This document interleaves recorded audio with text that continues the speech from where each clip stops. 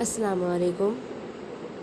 آج ہم سورہ بقرہ کی آیت نمبر 58 سے ترجمہ اور تفسیر سیکھیں گے۔ 57 تک تو ہمارا ہو گیا ترجمہ اور تفسیر، اور 58 آیت جس میں اللہ پاک نے بنی اسرائیل کو فرمایا، حکم دیا کہ تم اب اس بستی میں، اس شہر میں اللہ کا شکر ادا کرتے ہوئے، اللہ سے بخشش طلب کرتے ہوئے داخل ہو جاؤ، لیکن انہوں نے اس لفظ کو ہی بدل کے رکھ دیا اور ناشکری کی۔ سب سے پہلے ہم اپنی آیت نمبر 58 نکال لیتے ہیں۔ جی، اعوذ باللہ من الشیطان الرجیم، بسم اللہ الرحمن الرحیم۔ آیت نمبر 58 ہے، وَإِذْ قُلْنَا ادْخُلُوا هَٰذِهِ الْقَرْيَةَ،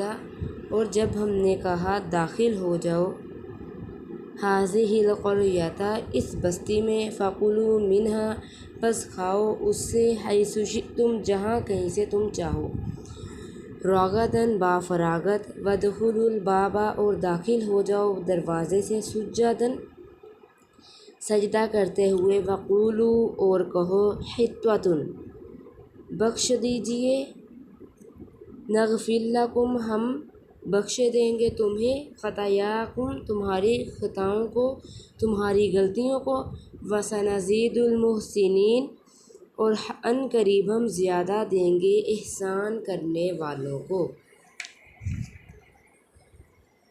اب اللہ پاک فرما رہے ہیں کہ وہ زمانہ یاد کرو جب ہم نے حکم کیا کہ تم لوگ اس آبادی کے اندر داخل ہو جاؤ، پھر کھاؤ اس کی چیزوں میں سے جس جگہ سے تم رغبت کرو، بے تکلف سے، اور یہ بھی حکم دیا کہ جب اندر جانے لگو تو دروازے میں داخل ہونا عاجزی سے، جھکے جھکے، اور زبان سے یہ کہتے جانا کہ توبہ ہے، توبہ ہے، ہم معاف کر دیں گے تمہاری پچھلی خطاؤں کو تو سب کی، اور جو بھی تم نے کی ہیں، اور جو بھی برائیاں جو تمہاری ہوں گی سب معاف کر دیں گے، اور دل سے نیک کام کرنے والوں کو اللہ پاک معاف کر ہی دیتے ہیں۔ اب شاہ عبد القادر صاحب رحمہ اللہ یہ قصہ بھی زمانہ وادی دہی کا ہے کہ جب من و سلوہ کھاتے کھاتے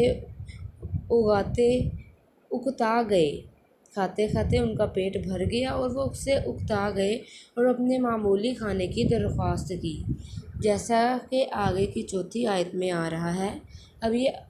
جو شاہ عبد القادر ہے ان کا قول ہے، ان کے نزدیک ہے، وہ کہتے ہیں کہ یہ وادی دہی کا ہی واقعہ ہے۔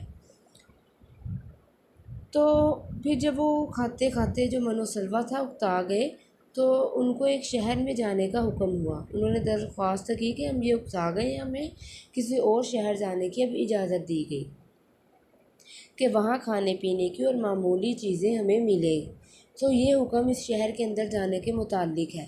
اس میں قولی اور فعلی ادب داخل ہونے کے متعلق بیان کیا گیا، اور اندر جا کر کھانے پینے میں توسیع کی گئی۔ اس قول پر بہت سے ہیں جو یہ کہا جا سکے گا کہ یہ قصے کے بیان میں تقدم و تاخر ہو گیا، کہ بعد کا قصہ پہلے بیان ہوا اور پہلے کا بعد میں۔ تو یہ اشکال اس وقت ہوتا جب قرآن مجید میں خود قصوں کا بیان کرنا مقصود اصلی ہوتا، اور جب نظر نتائج پر ہے تو اگر قصے کے اجزاء میں ہر جزو کا نتیجہ جدا ہو اور نتائج کا کسی کا اثر لحاظ کر کے جز مقدم کو مؤخر اور مؤخر کو مقدم کر دیا جائے تو اس میں نہ کوئی مضائقہ ہے اور نہ کوئی اشکال۔ دیگر مفسرین حضرات نے اس حکم کو اس شہر سے متعلق سمجھا ہے جس پر جہاد کرنے کا حکم ہوا تھا، اور بعد مدت یہ کہ پھر اس پر جہاد ہوا اور وہ فتح ہوا۔ اس وقت یوشع علیہ السلام نبی تھے۔ یہ حکم ان کی معرفت اس شہر کے بارے میں ہوا تھا۔ اب قول اول کی بنا پر پچھلی خطاؤں میں وہ درخواست بھی داخل کرنا مناسب ہے جو من و سلوہ چھوڑ کر معمولی کھانوں کے متعلق کی گئی تھی۔ مطلب یہ ہوگا کہ یہ درخواست تھی گستاخی، لیکن خیر اب اگر اس ادب و حکم کو بجا لائے تو اس کو معاف کر دیں گے، اور ہر قول پر یہ معافی تو سب کہنے والوں کے لیے عام ہوگی، اور جو اخلاص سے اعمال صالحہ کریں گے ان کا انعام اس کے علاوہ ہے۔ فَبَدَّلَ الَّذِينَ ظَلَمُوا قَوْلًا بس پھر بدل ڈالا ظالموں نے اس بات کو، غیر اللہ سے علاوہ اس کے، قیل لہم کہا گیا ان کو، فانزلنا پس اتارا، ہم نے اتارا، علی الذین ان لوگوں پر، ظلموا جنہوں نے ظلم کیا، رجزن عذاب، من السماء آسمان سے، بما کانوا بسبب اس کے، وہ تھے یفسقون وہ فسق کرتے، حکم کی نافرمانی کرتے۔ سو بدل ڈالا ان ظالموں نے ایک اور کلمہ جو خلاف تھا اس کلمہ کے جس کے کہنے کی ان سے فرمائش کی گئی تھی، اس پر ہم نے نازل کی ان ظالموں پر ایک آسمانی آفت، اس وجہ سے کہ وہ عدل حکم ہی کرتے تھے۔ یہ آیت سابقہ تممہ ہے۔ وہ کلمہ خلاف یہ تھا کہ حطۃ بمعنی توبہ کی جگہ، انہوں نے مذاق کرتے ہوئے حبۃ جو کس کہتے ہیں، فی شعیرۃ مطلب کہ جو گندم کے دانے کو حبۃ کہتے ہیں، انہوں نے وہ کہنا شروع کر دیا حطۃ کی جگہ۔ پھر یہ وہ آسمانی آفت جو تھی، طاعون تھا، جو حدیث کی روح سے بے حکموں کے لیے عذاب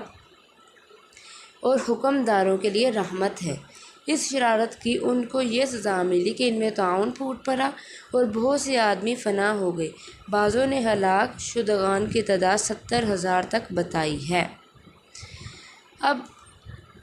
اس آیت سے معلوم ہوا کہ بنی اسرائیل کو یہ حکم دیا گیا تھا کہ اس شہر میں حطۃ بمعنی توبہ کہتے ہوئے داخل ہو، تو انہوں نے شرارت سے ان الفاظ کو بدل کر حنطۃ کہنا اختیار کیا۔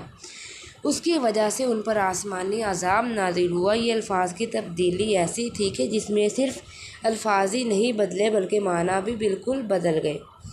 حطۃ کے معنی توبہ یعنی گناہوں کو نظر انداز کرنے کے تھے،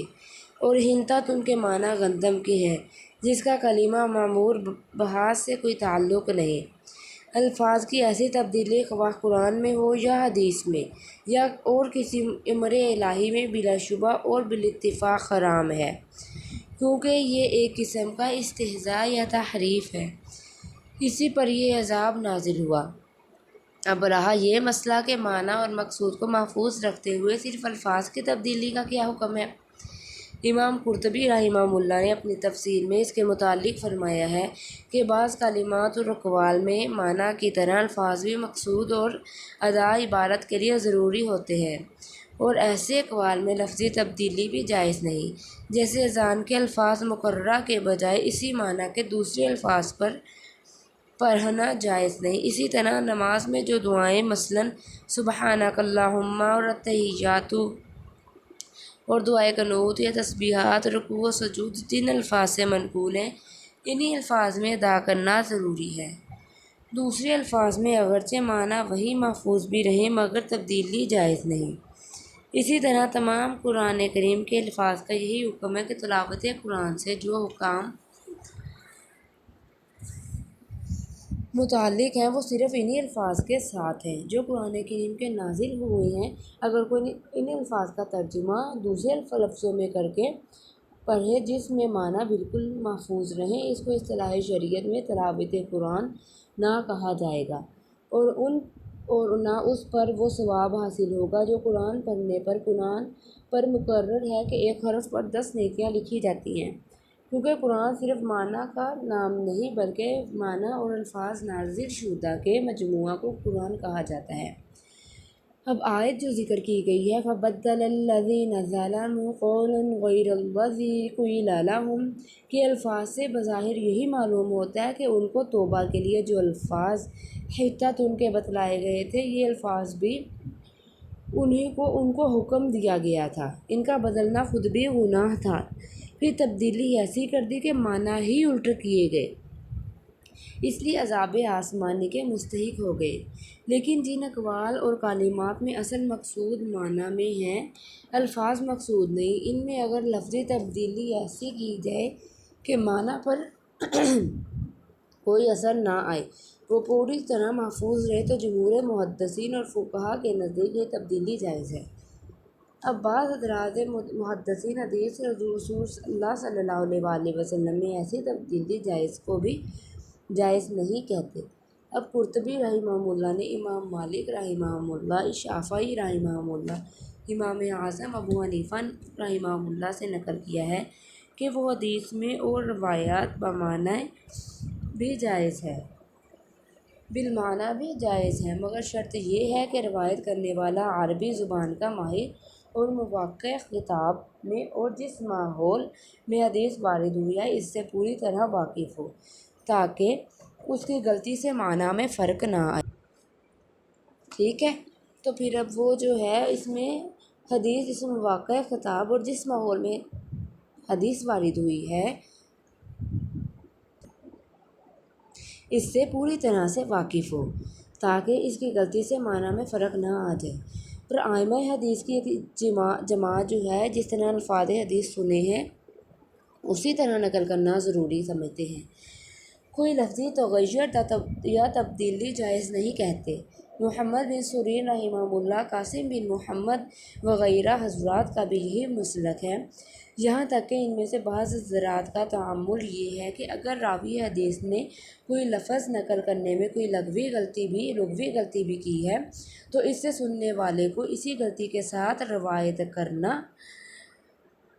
چاہیے، اپنی طرف سے کوئی تبدیلی نہ کرے، اس کے ساتھ یہ ظاہر کر دے کہ میرے خیال میں صحیح لفظ اسی طرح ہے مگر مجھے روایت اسی طرح پہنچی ہے۔ ان حضرات کا استدلال اس حدیث سے ہے جس میں نبی کریم صلی اللہ علیہ وسلم نے ایک شخص کو یہ تلقین فرمائی تھی کہ جب سونے کے لیے بستر پر جائیں تو یہ دعا پڑھیں: آمنت بکتابک الذی انزلت ونبیک الذی ارسلت۔ اس شخص نے نبی کا کی جگہ رسولک پڑھا تو نبی کریم صلی اللہ علیہ وسلم نے بھی یہی ہدایت فرمائی کہ لفظ نبی کا پڑھا کریں، جس سے معلوم ہوا کہ لفظی تبدیلی بھی جائز نہیں۔ اسی طرح ایک حدیث میں ہے نبی کریم صلی اللہ علیہ وسلم کا ارشاد ہے کہ یعنی کہ اب اس میں ہے کہ نظر اللہ امرا سمع مقالتی فبلغها کما سمعها، یعنی اللہ تعالیٰ اس شخص کو سرسبز و شاداب رکھے جس نے میرا کلام سنا اور پھر امت کو اسی طرح پہنچا دیا جس طرح سنا ہے۔ اب اس سے یہ ظاہر ہے کہ جن الفاظ سے سنا تھا ان لفظوں میں ہی پہنچانا مراد ہے، مگر جمہور محدثین اور فقہا کے نزدیک اگرچہ اولیٰ اور افضل تو یہی ہے کہ جہاں تک ہو سکے حدیث کی روایت میں ٹھیک وہی الفاظ نقل کریں جو سنے ہیں، اپنے قصد سے ان میں تبدیلی نہ کرے، لیکن اگر وہ الفاظ پوری طرح یاد نہیں رہے تو ان کا مفہوم اپنے الفاظ میں نقل کر دینا بھی جائز ہے، اور حدیث بالکل